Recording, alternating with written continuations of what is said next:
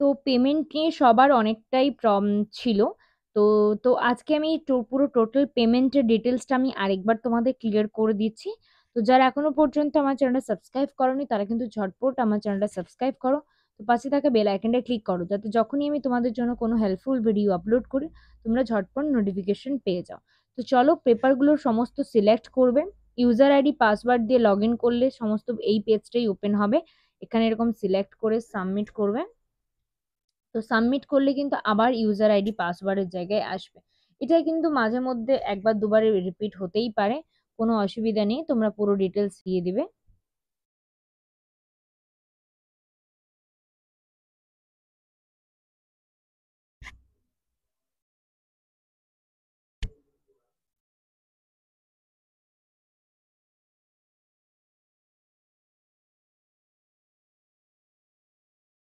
দেখো, user ID password দিলাম, এটা ফিল আপ করলাম। এখানে করার পরে দেখে আমি সিলেক্ট করলাম, সমস্ত কিছু সিলেক্ট করার পর সাবমিট করলাম।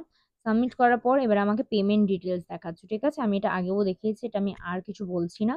তো পেমেন্ট ডিটেলস এখানে পে করবে, অনলাইন করলাম, অনলাইন করে ওকে করবে। ওকে করার পর আমি আগেই বলেছি নেট ব্যাংকিং থেকে সবাই, বারবার বলছি, ক্রেডিট অ্যান্ড ডেবিট কার্ড থেকে কিন্তু পেমেন্ট ট্রানজেকশন, এরই মধ্যে বহু স্টুডেন্ট একবারের থেকে অধিক পেমেন্ট করেছো, পেমেন্ট কিন্তু ফল্ট দেখাচ্ছে। তো ফেল দেখানোর কারণ হচ্ছে ইউনিভার্সিটি এই ক্রেডিট অ্যান্ড ডেবিট কার্ডের সার্ভারটা খুবই ডাউন থাকে ব্যাংকিং তে। তো সেই ক্ষেত্রে নেট ব্যাংকিংটা আমি আগেও দেখিয়ে দিয়েছি তোমাদের। নেট ব্যাংকিং এ করলে জাস্ট 30 টাকা জিএসটি চার্জ দিতে হচ্ছে, বাস, এক্সট্রা কিছুই নয়। তোমাদের এখানে বিভিন্ন ডকুমেন্টস যা যা আছে ফিল আপ করবে, ডকুমেন্টস ফিল আপ কর, তোমাদের যে লগ ইন করবে পেমেন্টের ওটিপি আসবে, তোমার রেজিস্টার যে ব্যাংকের সঙ্গে মোবাইল নাম্বার অ্যাড আছে সেইখানে মোবাইল নাম্বার অ্যাড করলে পেমেন্ট চলে আসবে। তো আমি এটা করার পর লাস্ট কি ফেজটাতে তোমাদের করতে হবে সেটা আমি বলে দিচ্ছি, চলো। তো পুরো সমস্ত কিছু পেমেন্ট করে দিয়েছি, আমার ব্যাংক অ্যাকাউন্ট থেকে পেমেন্ট কাটিয়ে দিয়েছি। এবার হচ্ছে সমস্ত কিছু হওয়ার পরে এবার বিষয়টা যেটা হচ্ছে তোমাদের কিন্তু আবার ঘুরে লগ ইন করতে হবে। ইউজার আইডি পাসওয়ার্ড দিয়ে আবার লগ ইন করবে, ডিটেলসটা পুরো খুলে যাবে। পেমেন্ট কিন্তু এখানে সাকসেসফুল হয়ে গেছে, তারপরও কিন্তু your request for payment is in process, ঠিক আছে। এই ব্যাপারটা হয়ে যাওয়ার পরে তোমরা কিন্তু আর কেউ নেক্সট টাইম ট্রাই করবে না। ট্রাই না করলে অটোমেটিকলি তোমাদের কিন্তু যদি সাকসেসফুল হওয়ার থাকলে সেটা এমনি হবে, আর যদি না হওয়ার থাকে তাহলে সেটা হবে না।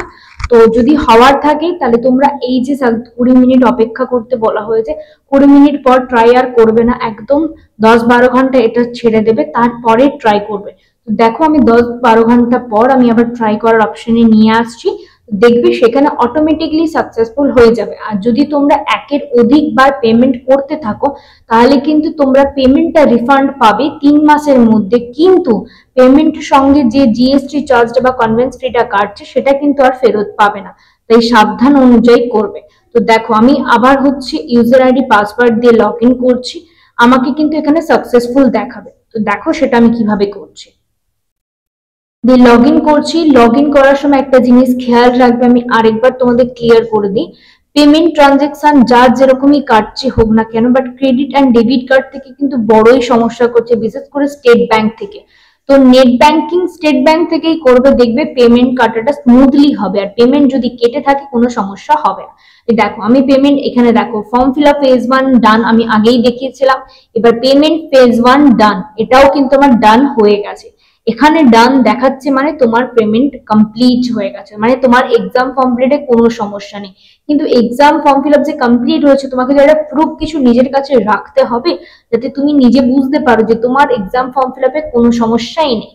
তো দেখো সেটার জন্য ড্যাশবোর্ডে দুটো পিডিএফ ডাউনলোড করতে হচ্ছে, একটা গ্রিন একটা ব্রাউন। ব্রাউনটা হচ্ছে তোমার যে পেপারগুলো 8টা পেপার সিলেক্ট করেছিলে সেই পার পেপারে কত টাকা থিওরি ফিস কত টাকা অ্যাসাইনমেন্ট ফিস কেটেছে সেটা এখানে অনুপাতে বোঝা যাচ্ছে।